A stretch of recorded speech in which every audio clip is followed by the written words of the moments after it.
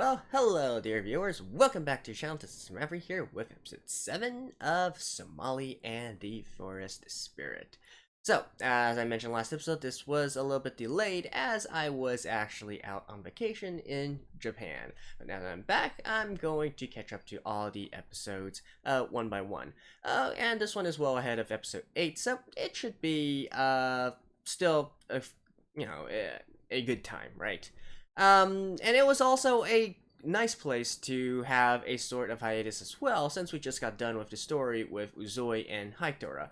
Their entire conflict with each other, and then how they eventually reconciled.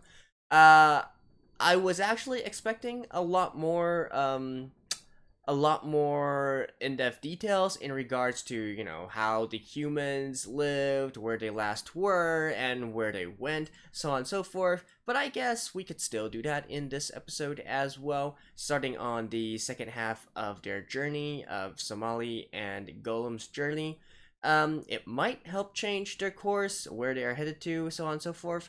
And I do still have the prediction that the opening is going to change, right? Since I don't know. I don't see any new characters after Uzoi and Haitora, so we might get a new opening, or it could be very well the case that Somali and Golem are going to continue on alone. So, whether any of that is true or not, let's find out in the episode. Alright, let's begin in 3, 2, 1, play.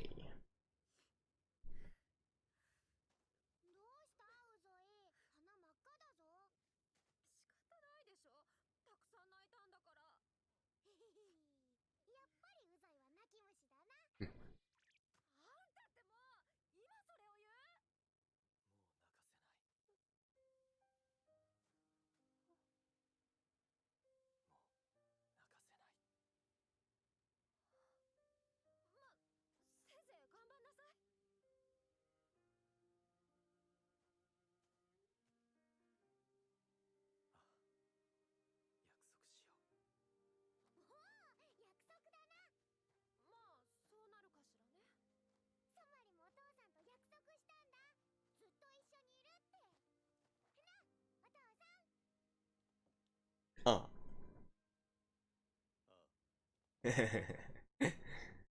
Hey, I think I've got his pattern down. Oh, so it's still the same opening.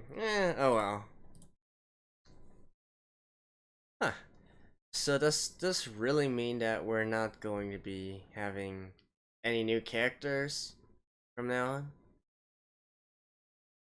Alright, let's watch it doubly closely this time.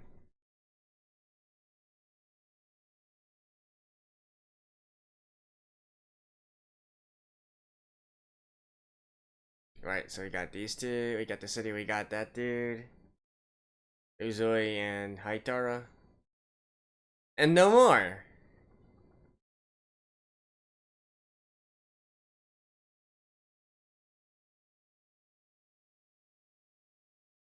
Right? So, I guess that's it for all the characters.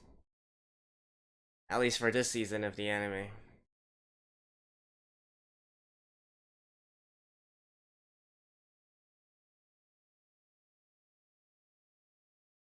And I think this one is actually a scene that they are going to eventually get to. It would make sense that they would eventually get into an environment, a biome that is more snow based and whatnot, right? Since they've already gone through desert. I would kind of expect them to go through some snowy mountains.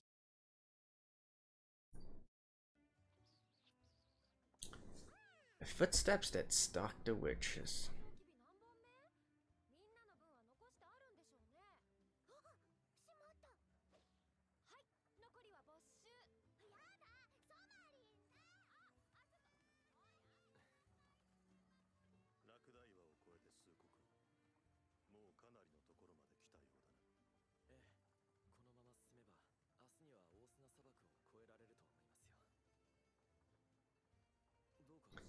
Shouldn't you put your mask back on?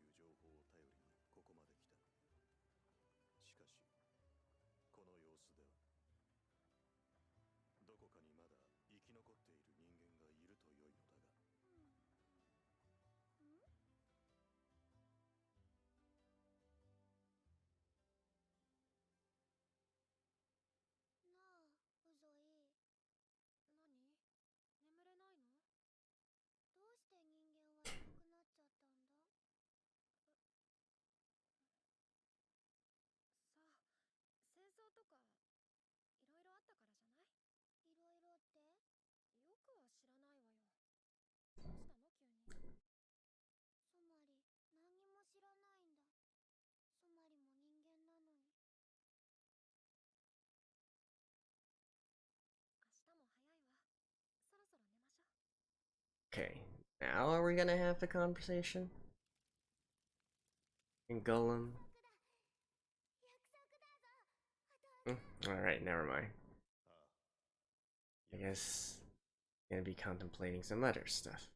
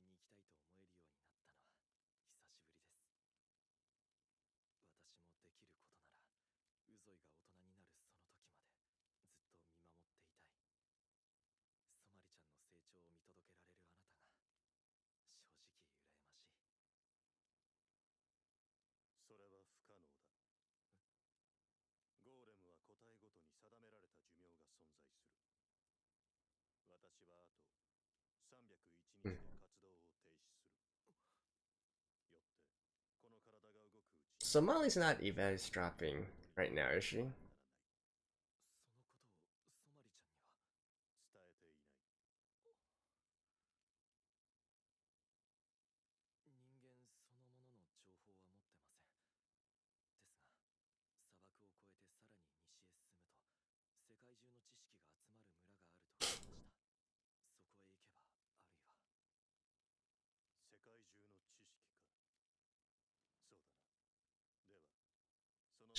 Shouldn't you at least know, like, maybe talk a little about how you got to the village you went to?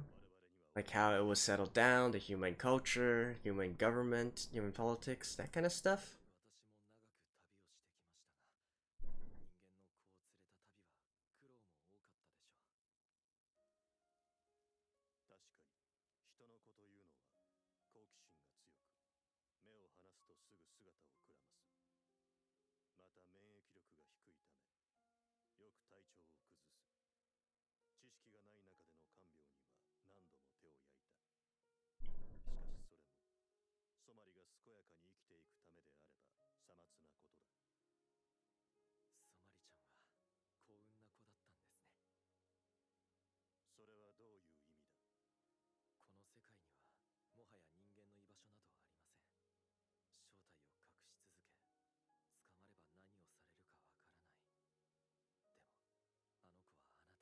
I wonder how many humans are still living amongst the creatures here, similar to Hightora.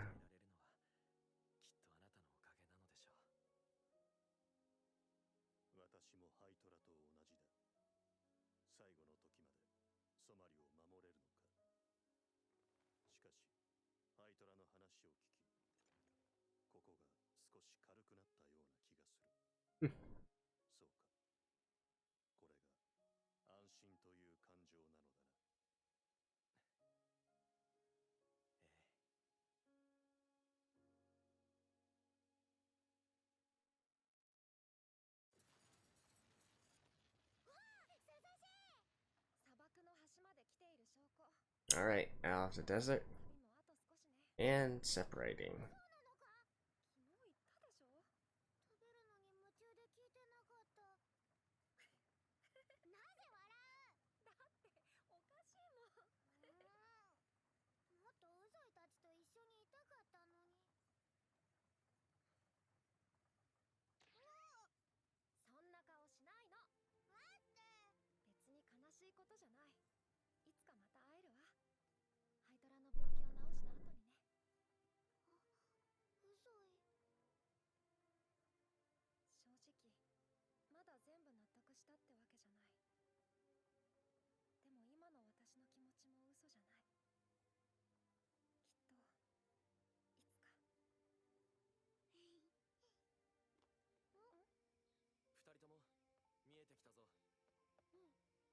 The village.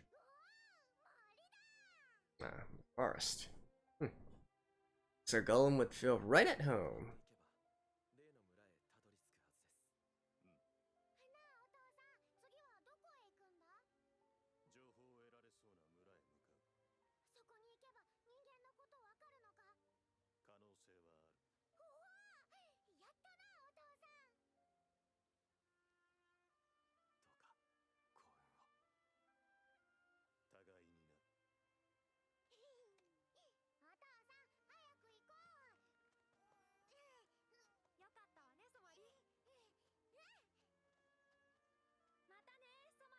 We'll meet again.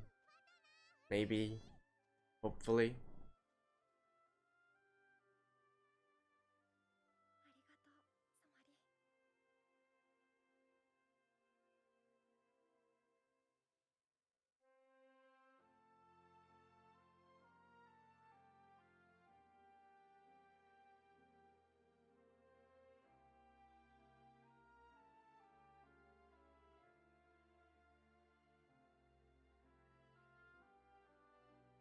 Again with the sunshine.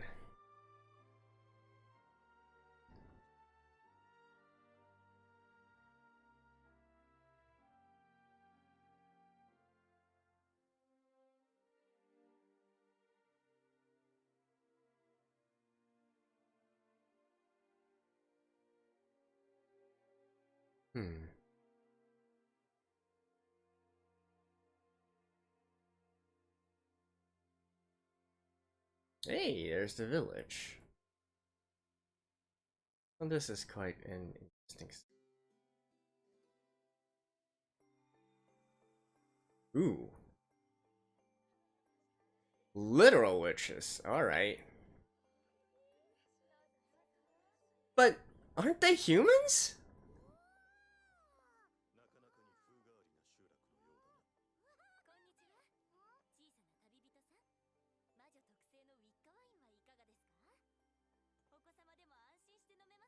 So are witches an actual race here?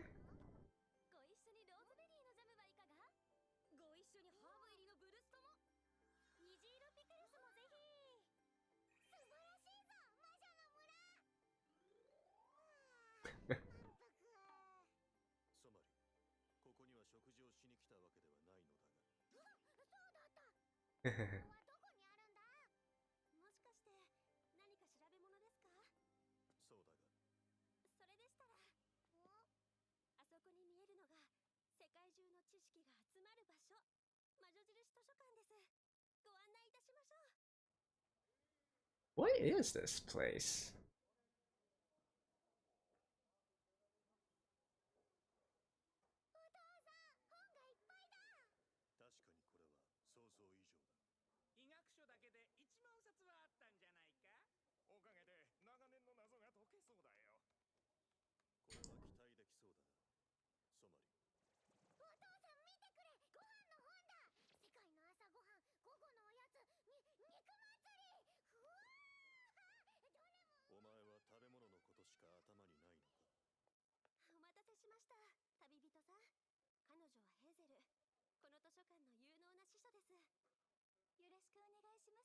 I still can't quite get over the fact that witches are an actual race here.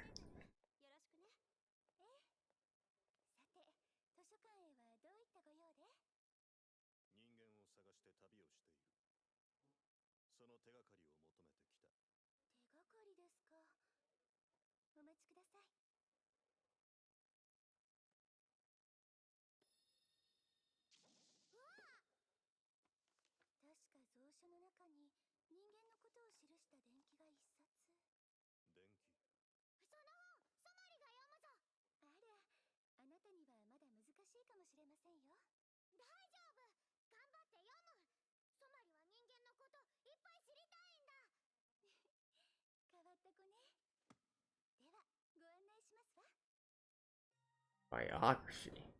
Is written by a human.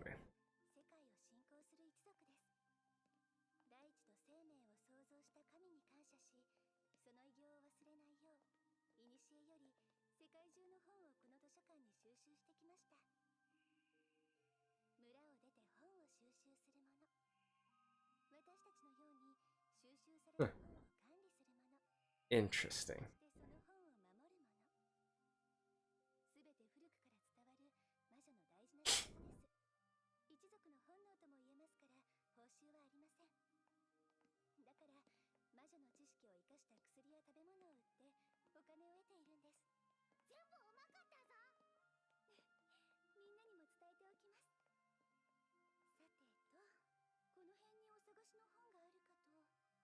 No mention about their race?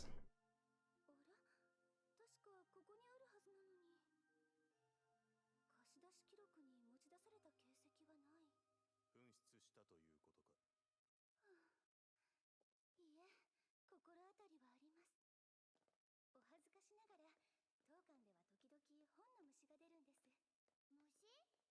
Worms? 私の経験上、おそらくここに。A person? プラリネ、いるのです。Okay. あれ？ヘーゼルじゃん、どうしたの？あれが本の虫。私の姉です。どうも。もう、なんと言ったら。ゴーレムじゃん、なんでいんの？Huh. So there are actually a few more characters. やめなさい。はい。人間の本ね。ずいぶんマイナーなの欲しがるな。ちょっとプラリネ、本を存在に扱わないでください。私も探そう。その本の名は確か、ハライソの伝記だったか。Cornicle. 想定はすげえ古くてボロっちい。大雑把すぎよ。あとは確か青っぽい色でなんか目みたいなのが書いてあったような。 Oh, she found it. There it is. お父さん、本見つけた。本当か。今持ってくぞ。ソマリ。Oh, what now?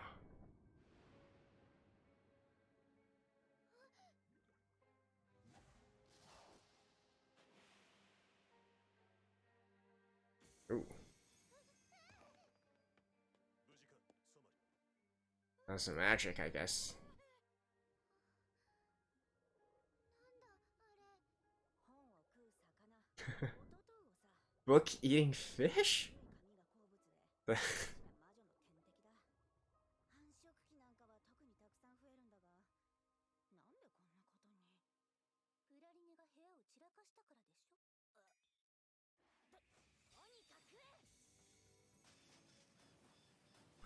and this is the witch's magic. しかし、キリがないようだが。ヘイゼル。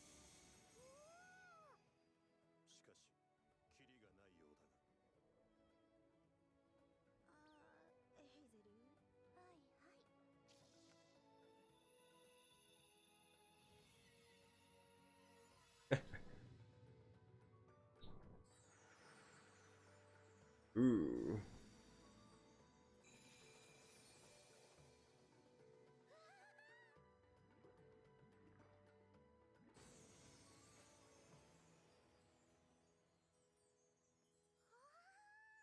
Okay, I like the witch's clan. だろう。私の使い魔は強力だけど範囲が狭い。だけどヘイゼルの魔法は広範囲に届く。だから私たち二人で組めば無敵なんだぜ。まったく調子のいいことばかり言って。まだ終わってないようだぞ。A big boss? Ooh.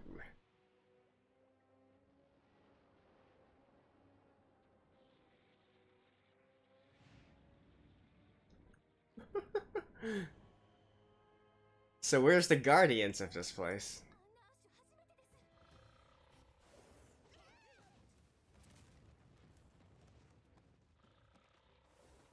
Ooh.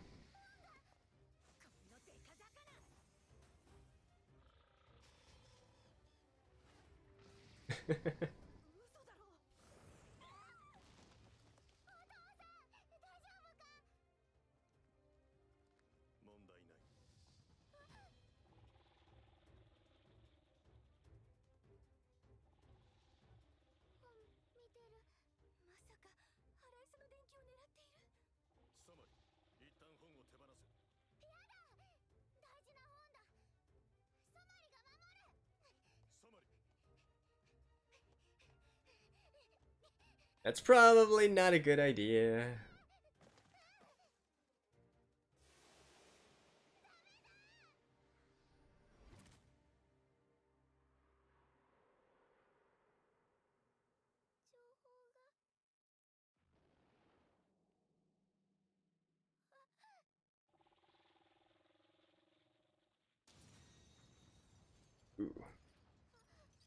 Ah. That's irreparable damage, isn't it? Ooh.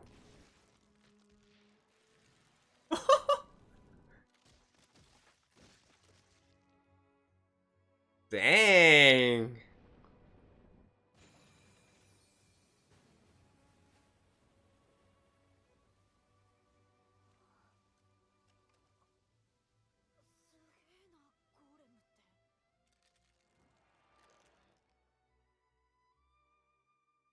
Yeah, it's irreparable damage. ソマリ無事だったか。ソマリは全然平気だ。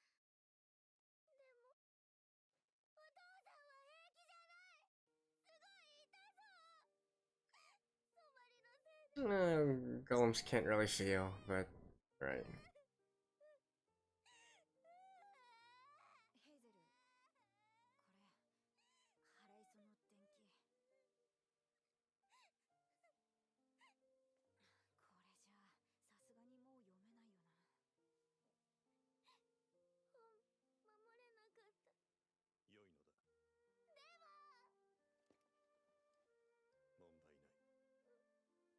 ヘイゼル、これ、払いその電気。これじゃあ、さすがにもう読めないよな。本、守れなかった。良いのだ。問題ない。ソ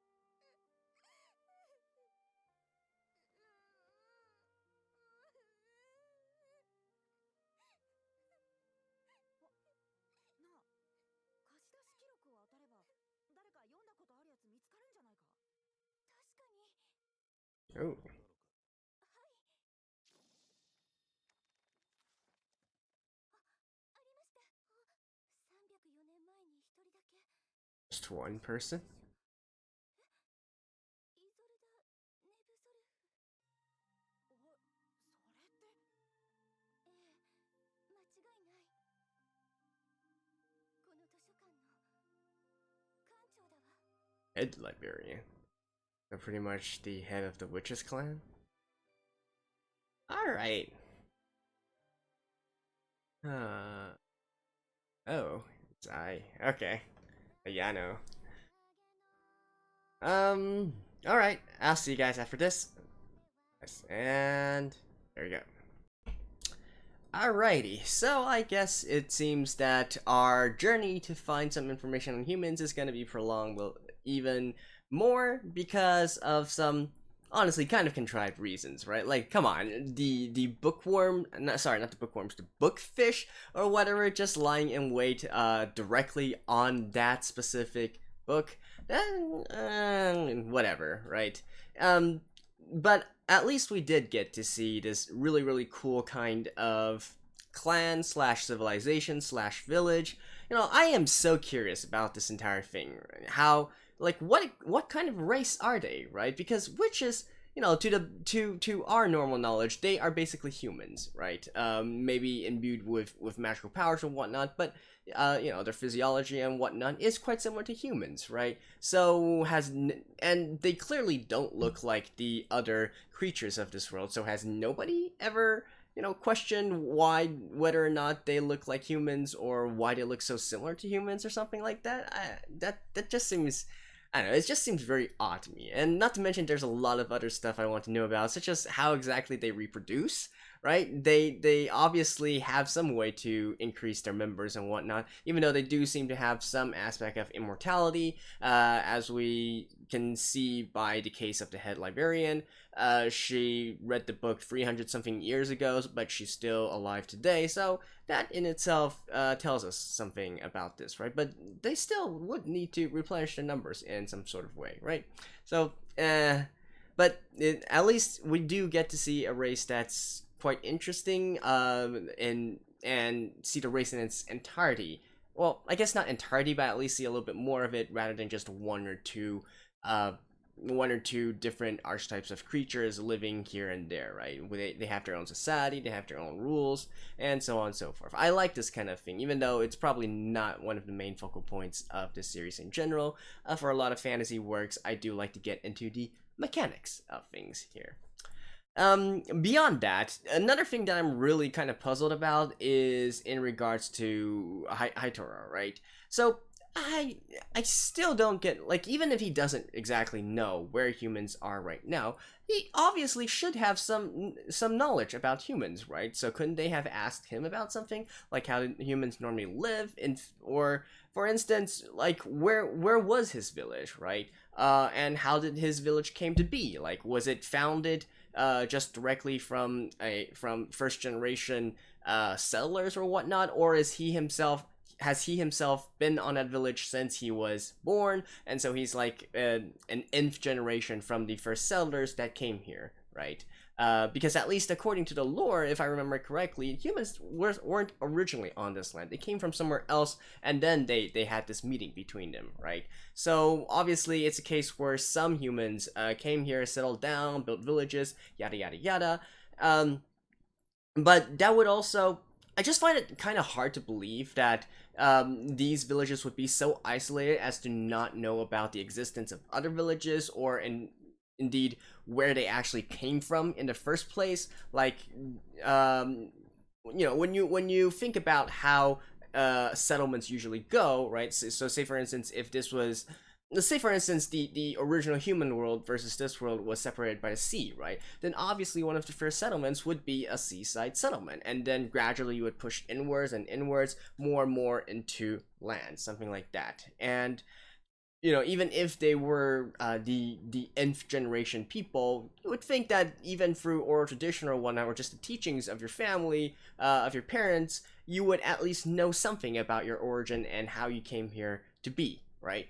So I don't know. I feel like there's a lot of information that Hitora could have told us, but they just chose not to explore any of it, and that's kind of disappointing to me, honestly, because I do feel like that would also help them search, right? Because if you know the progression of the settlements, then you can go back through it one by one, and see, and eventually maybe try to reach the furthest out settlement. Maybe there are still humans over there, there's still human activity over there, or perhaps you might come to the conclusion that you're gonna have to travel all the way back to where humans came in the first place, right?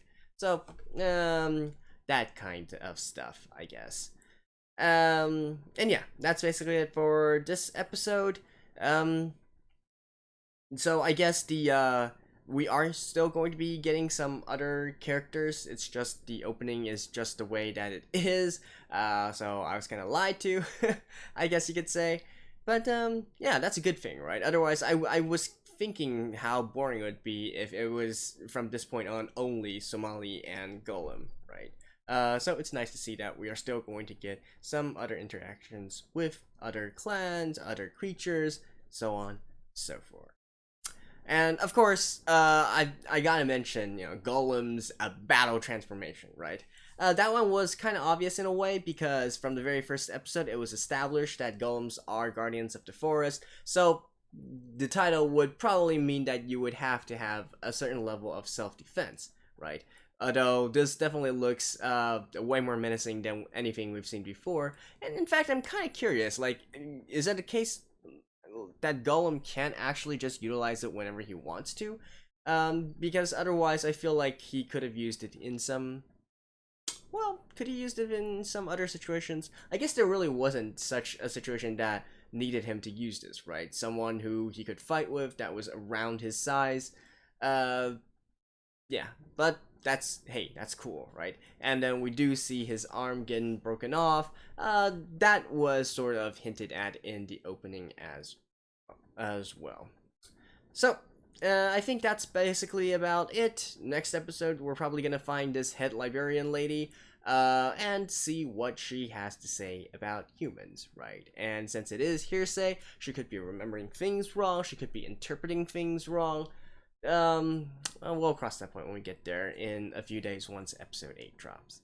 So anyways, hope you guys enjoyed this, and I will see you guys next time. Until then, bye bye.